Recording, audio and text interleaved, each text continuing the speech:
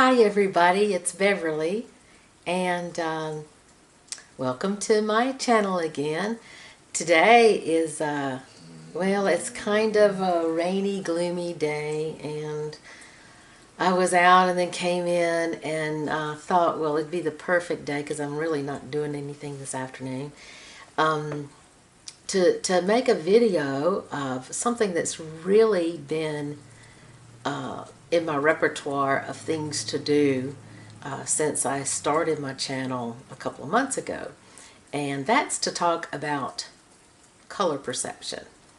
And this video particularly is just more informational to give you a little bit of background, and then I will also follow this video with a second one about color, and I'll film that with my iPhone because I'll be moving around my house and I want to show some examples of some things that I might talk about right now. But the reason I wanted to make this particular video about color perception is because I'm absolutely fascinated and moved by color, but I'm blind and I don't perceive any color. I can't see color with my eyes. So, but I see color in my head. So there has to be some time in my life, and it had to be early childhood since my disease has been progressive. There had to be, at some point, my ability to actually see color with my eyes and imprint that in my brain, because I see color and I see it in my brain very accurately and very detailed. I don't really have any color perception right now and haven't had it for decades. I remember being a young professional and being evaluated with one of my eye exams, and one of the doctors decided to give me a color test, a color vision test, because the part of my eye that's missing is the color, the cones, the color cells, the color receptors. And because I have what's called cone rod dystrophy, my cones, the center part of my retina, has always been affected. So I had this test, and basically what it was like a long tile thing that probably had 20 little square tiles, and they all felt the same to me. And I certainly had enough functional vision. I think I had 2200 vision at the time that I was given this color vision test. And what they do is they give you tiles, and you're supposed to line the tiles up based on their color, and then there were different gradients of that color. So, you know, it might have been, you know, from blues to greens to yellows and reds and purples, and, you know, things that you might find maybe on a color wheel. And there were about 20 tiles, and I remember sitting there. Every tile to me looked like a shade of gray. And I'm sure they were some beautiful colors. I'm sure they were. But to my eyes, there was absolutely no difference, except for one was a paler shade of gray, and one was a deeper shade of gray, and one was a darker shade of gray, and a lighter shade of gray. And so I just lined them up in some fashion. I'm probably dull to duller, or brighter to bright. I don't know what I did, but I remember the technician coming in and taking the thing from me and going, you know, no comment from her whatsoever. So I knew I had done poorly. I never got any feedback on it, and I'm sure the feedback was, you're colorblind, you know, and I am color blind. Because I'm blind, but I'm color blind.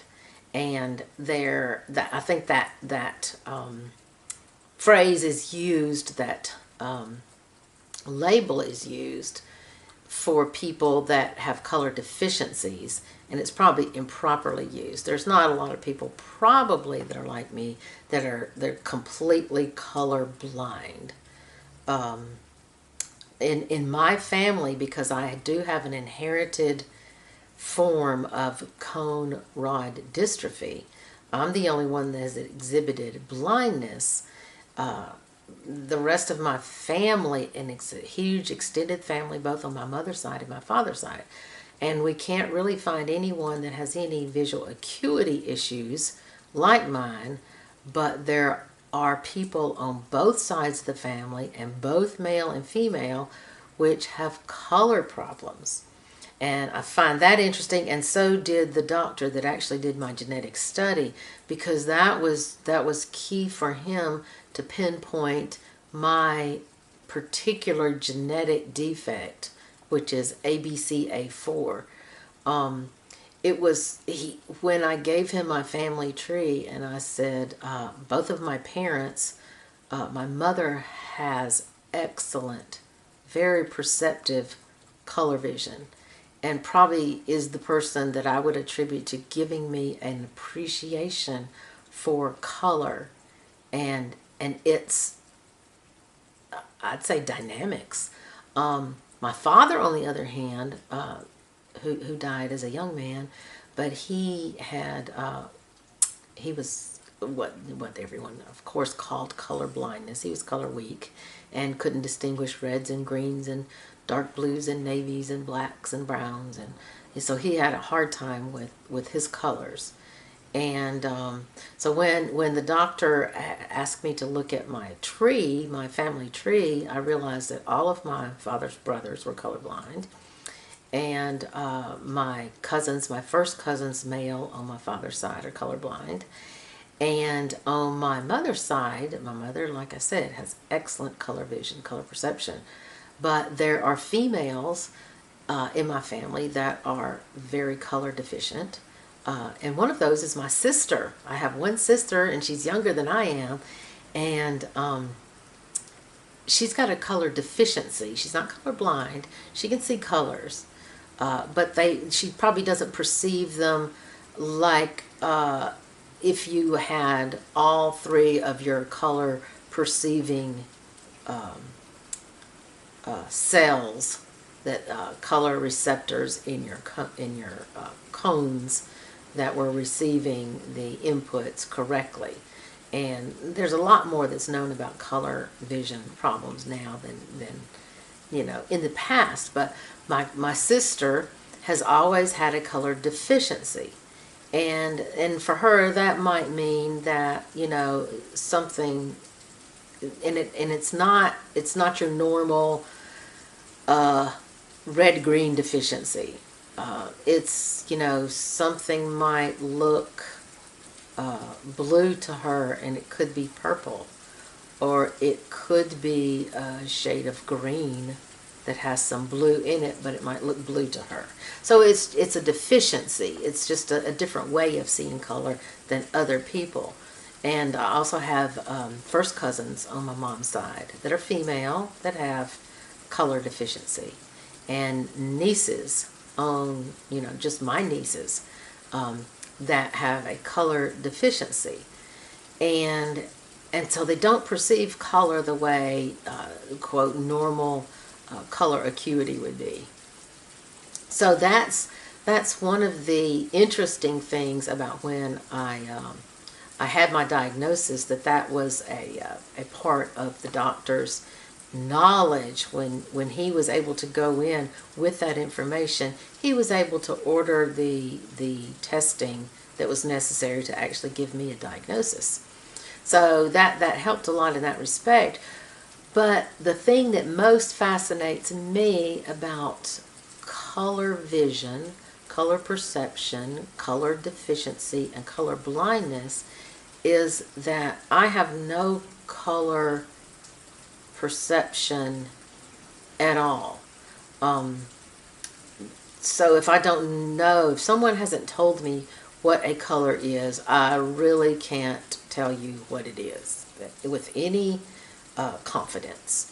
So that being said, in my mind's eye, in my brain, I have a complete palette of color. And and they're vivid colors, they're muted colors, and I think they're very accurate colors. I don't know where I got it from unless I had pretty keen color perception early on before my disease destroyed my central vision. I do remember as a child being very, very excited when I got just my basic 8 color box of Crayolas, you know, your colors with orange and just your basic colors on the color wheel, purple and yellow and blue and red. And I'm saving these colors right now, and I remember every single one of them, and they conjure up emotion. So my color perception, my color thought is attached to emotion. So I remember those colors, and I can see those colors. When I say the name, all I have to do is say the name and I can see the color. And it is a beautiful, absolutely beautiful presentation in my brain of that color. I remember as a child progressing from the 8 colors in a box to 16 colors in a box, and then to 64 colors in a box, and thinking, oh my gosh, I'm in heaven, because well, I loved color as a child. And I remember being able to take the crayon out of the box and perceive the color and put the crayon to my eyes and actually read the name of it. So I was associating the word orange with this color that I was seeing.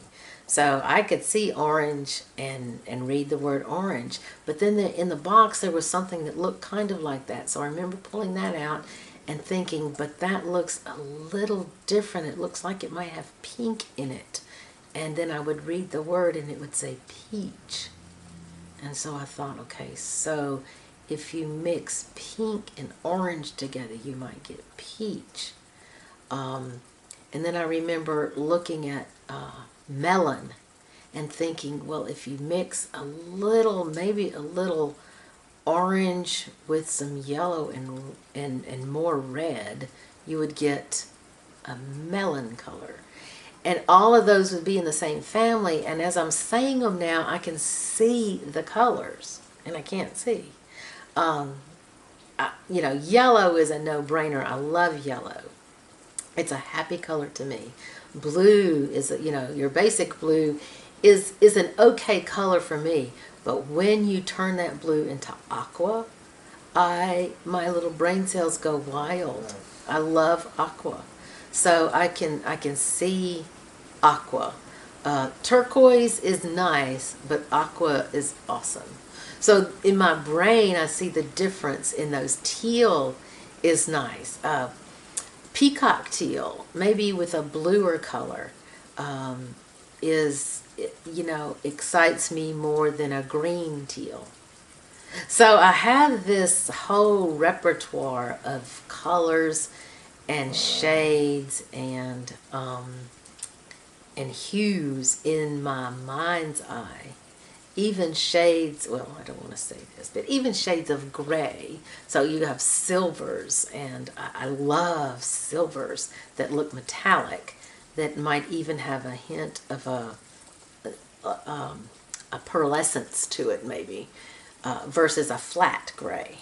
So I know those things in my mind, and when I say the words, I see them in my mind, and to me, they're probably as beautiful or more beautiful than someone who really would be considered to have excellent, keen color perception. There are people that are like that. I know I have a brother-in-law that's like that.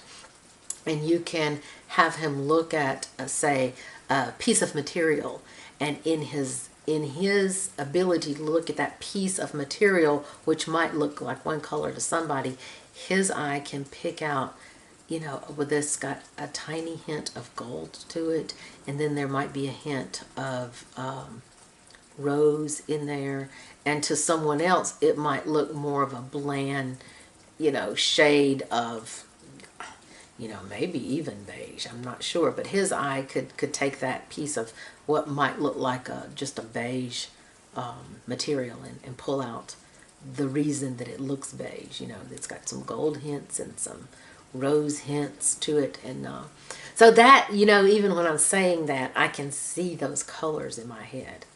So I just find it very fascinating that somebody like me that can't see color at all, and I've been tested and could not see any color. I know for a fact that I can't see color. I know right now I'm sitting in a chair that is gold. It's kind of a muted gold because it's an antique, like a velvet chair, but it's gold. And I know that, so I can see it in my head. I know that above the chair, I think this chair, it's a tall back chair because it's not wing back, but it's just a tall backed chair, and above that, in the camera, you probably can see the blue paint on the wall because this room is painted blue, and it's just your basic blue. It's deeper than a sky blue, so it's just, and it's not cobalt. So, and that's what I do. I want to place it somewhere in my head. So I have this whole palette in my head that I place these colors, and then they just live there in my brain, and it's very exciting. When I think about something like lilac, I love lilac. Lilac is not violet. It's not purple. It's not eggplant. Lilac is lilac. To me, it's a purple with a little white added to it to lighten up the purple, and then pink added to that to lighten it up. Blue violet is another one of those colors that I remember as a child when I discovered the name of it, because I could see the colors in the crayon box, and this one color jumped out at me as I was in love with it. So I pulled it out of the box and I read it, and it said blue violet. And I thought, oh, it's a beautiful, beautiful color. So I identified with that. Now, I don't wear those kinds of colors. It's not that I need to wear them. For me, I stick with a very, very basic palette when I wear clothing, because I don't draw my emotion from what I'm wearing. I draw it from what's around me in my environment. So when I wear clothes, it's a lot easier to match up blacks. I have on a black shirt right now and a gray vest. Very, very easy. Black leggings. Very easy to match up. And so I don't have any problem with that. I use a lot of reds and a lot of whites and blacks. And of course then yellow goes with that, any shade of yellow. And you can take greens, and any shade of green goes with black and white.